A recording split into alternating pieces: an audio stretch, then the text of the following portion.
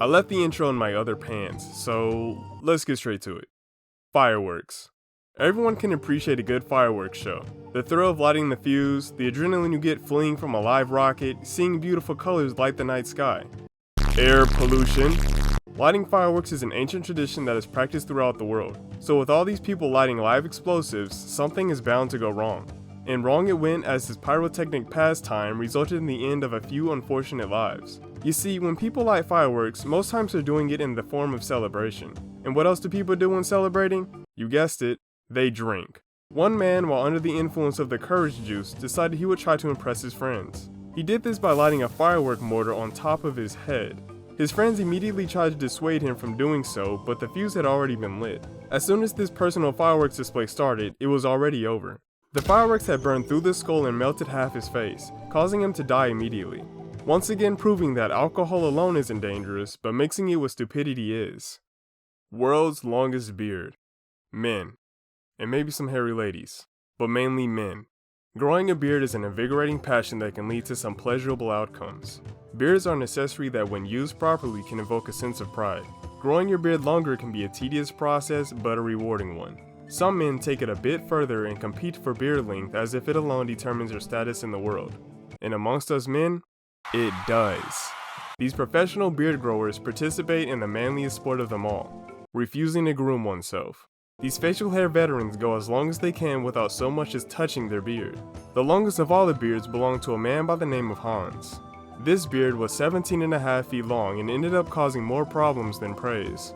When a fire broke out, panic ensued as he tried to escape down a flight of stairs.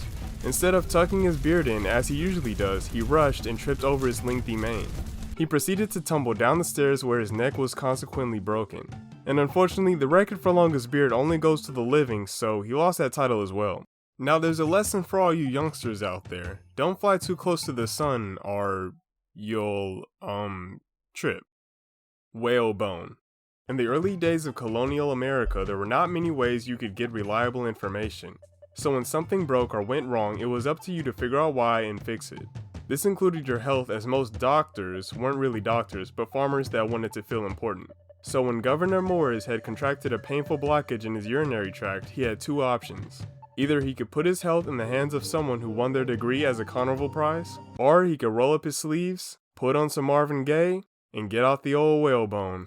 Morris attempted to clear the blockage with said whalebone, but to no avail, and meddling around in there only caused more problems as he soon developed an infection. This infection continued to worsen until it ultimately led to his death. Morris was actually a founding father, and he wrote the last draft of the Constitution. So this is probably why people strive to have the Constitution amended. The people who wrote it were shoving things into their urethra, so maybe we should double check their work. Falling Tortoise. Prophecies are the telling of future events through the medium of fortune tellers and soothsayers. These guesses of the future are gathered from communication with the spiritual or the divine. For this reason, these predictions can be seen as superstition due to the lack of real credibility.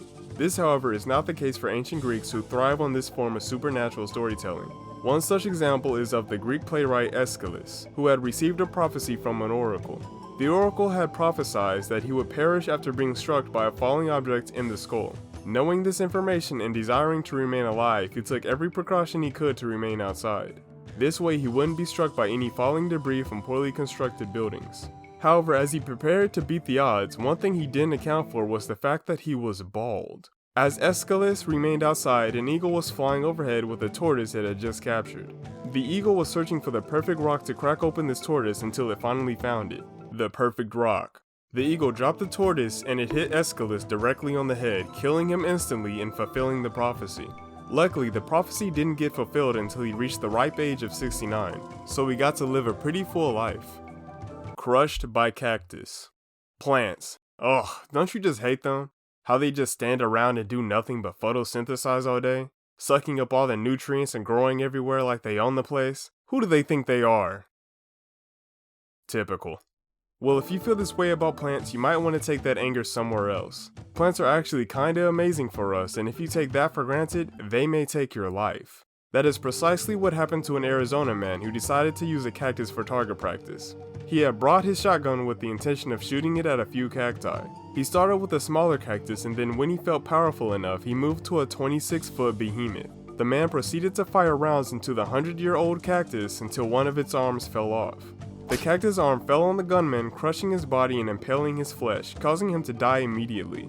Although this death is tragic, I can't help but feel sympathetic for the cactus. It got revenge for its little friend, and it protected itself from danger. Surprisingly enough, this event even served as inspiration for a song. I'll link it in the description if you want to hear it. A donkey's fig. I feel like I couldn't make a video talking about ridiculous deaths without including Chrysippus. Chrysippus is a Greek philosopher who contributed to the theory of knowledge. This theory set out to understand the inner workings of the universe and the role of humans within it. Pretty heavy stuff. His life was pretty similar to many other Greek philosophers, and by all accounts he was just a regular guy. However, what sets this regular Joe apart from the others is his incredible sense of humor. On one sunny day in Athens, Chrysippus saw the funniest thing he had ever seen. A donkey eating a fig. Chrysippus, being the jokester that he is, blurted out, "Now give the donkey some wine to drink." This was apparently the funniest thing that could ever happen, as he subsequently died from laughter. I guess he just had to be there. Anyway, that's all I have for this video. Stay cool and peace out.